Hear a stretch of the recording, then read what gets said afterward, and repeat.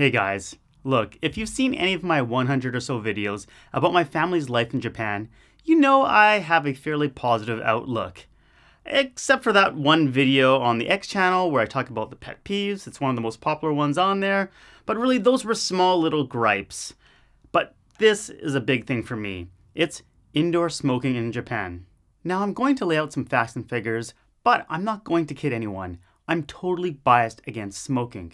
I'm allergic to smoke, I have asthma, and just the smell of smoke generally makes me feel queasy. So is smoking indoors in Japan really a thing? Yes it is. It's especially apparent if you're going to restaurants, cafes, izakayas. What surprises me somewhat is that in some municipalities, it's actually illegal to walk around and smoke, except in designated areas. But if you're in an enclosed space, like a restaurant, hey, it's a-okay. Alright, let me break down this video into 3 parts. Part 1. Are there really that many smokers in Japan? Yes, at least relative to Canada, the US, UK, Australia, and especially New Zealand, but perhaps the heavy smokers are throwing off those numbers. So how about the percentage of people who smoke on a daily or regular basis? Here's a comparison between 2000 and 2015. As you can see, all countries are improving, and you'll notice how all the countries, save Japan, have very similar rates.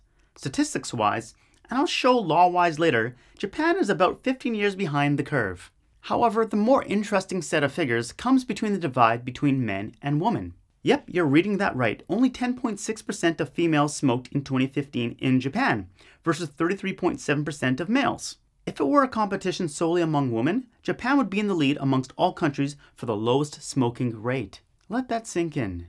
If women in Japan were really making the rules, do you really think that the 90% of women who don't smoke would allow smoking indoors? Part 2. The law.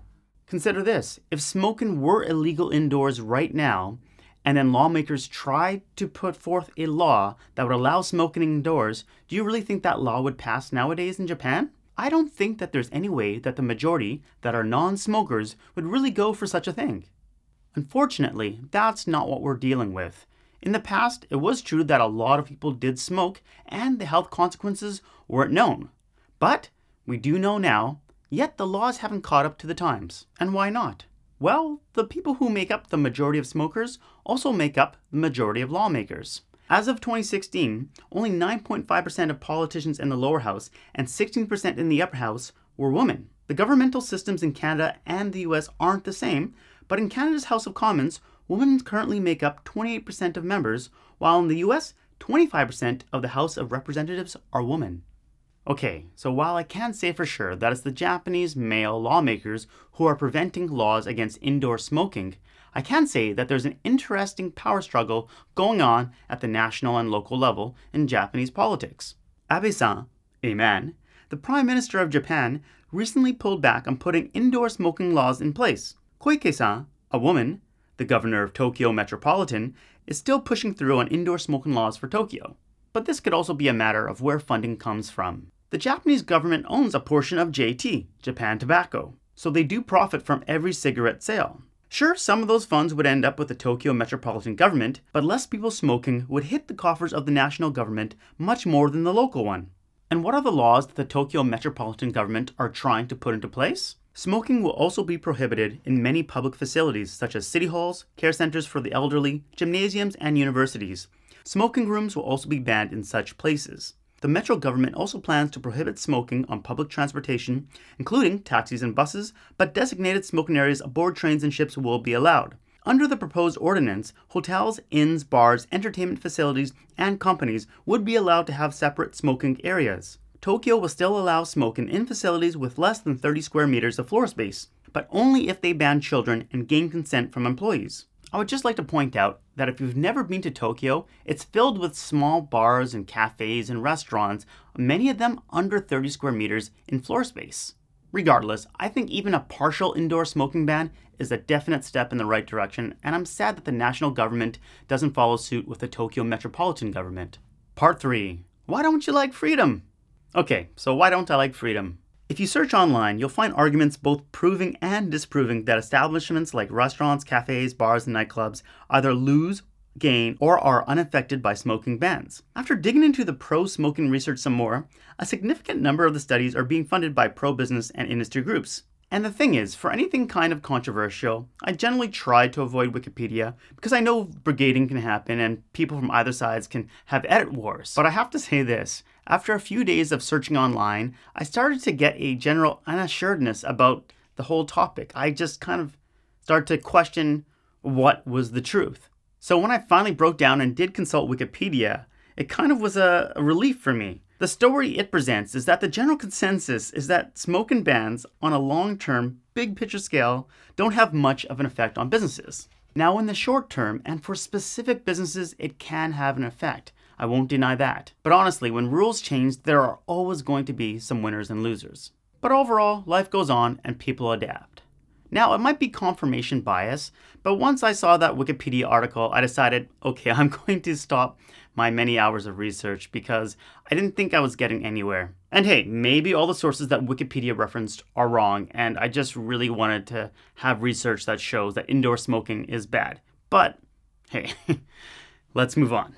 Actually, let's not.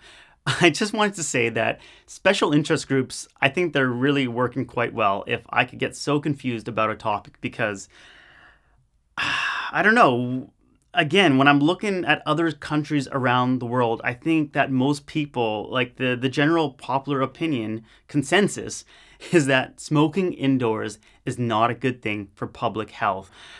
I don't know, I just can't think it's a good thing for the public. I really can't. One thing that kind of bugged me is that if smoking is legal, then why can't private businesses cater to private customers? Restaurants and cafes, they're not really public spaces, are they? And there's also the point that a business will do what is in its best self-interest. So if banning smoking indoors would make them more money, wouldn't they do that? Actually, some businesses have, like Starbucks and McDonald's and Saizeriya, and other big businesses and chains are getting on that bandwagon. But I don't know, for small businesses, I don't always know that they know what's in their best self-interest. They're busy with the day-to-day trying to please their current customers, and if their current customers have a lot of smoking people, well then, why would they not want to cater to that? And why would they not be against the smoking ban, which they are? So perhaps smoking indoors is a-okay if the customers consent to this.